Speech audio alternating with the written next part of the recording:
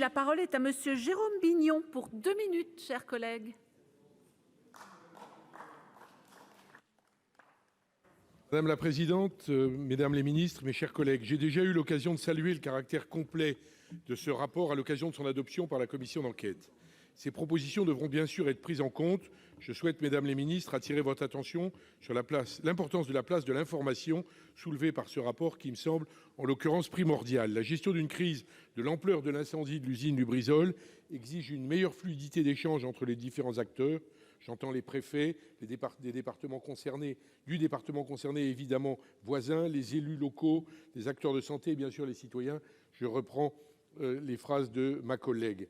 J'ai pu observer que malheureusement, ce n'a pas toujours été suffisamment le cas en septembre dernier. Je dis sans rire qu'à certains égards, la Bresle a pu être à Lubrizol, la Bresle étant le fleuve côtier qui sépare la Seine-Maritime de la Somme, a pu être à Lubrizol ce que fut le Rhin à Tchernobyl. Les cultivateurs du département de la Somme, riverains de la Seine-Maritime, compte tenu des vents d'ouest dominants dans notre région, ont vu assez rapidement la suie issue de l'incendie commencer à se déposer sur leurs terres et de nombreuses communes furent touchées. Cela pourra avoir des conséquences multiples sur les terres cultivables et pâturables, ainsi que sur nos concitoyens, d'où l'importance de considérer une gestion des conséquences d'un tel accident sur le long terme et dans le partage d'informations. Est-on sûr aujourd'hui qu'un véritable et sérieux suivi épidémiologique a bien été mis en place? Des prélèvements de carottes ont-ils été effectués?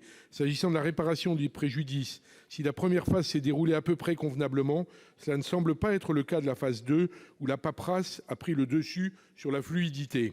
Le lait jeté, le temps passé, tout cela représente de l'argent qui n'est pas indemnisé. Quid donc des indemnisations dans le cadre des préjudices indirects?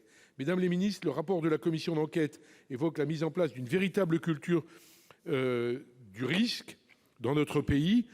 Quelle réflexion menez-vous sur ce sujet? Quelle place tient l'information claire et rapide entre l'État et les acteurs de terrain, à la fois administratifs et élus, ainsi qu'en direction de nos concitoyens? Je vous remercie.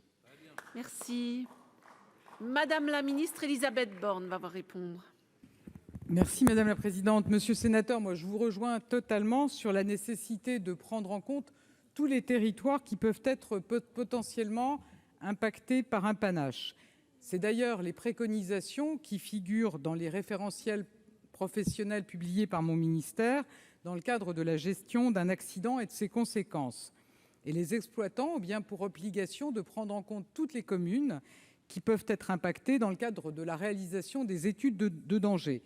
Je précise également que l'INERIS met à disposition une cellule d'appui aux situations d'urgence qui permet de modéliser le panache d'un incendie dans les meilleurs délais. Et en l'occurrence, dans le cadre de l'accident de Lubrizol, la première simulation du panache et donc des communes potentiellement touchées a été reçue par la préfecture en fin d'après-midi, le jour même de l'incendie. Il y a même eu 2 modélisations, l'une réalisée par Météo France et l'autre donc par cette cellule de l'INERIS.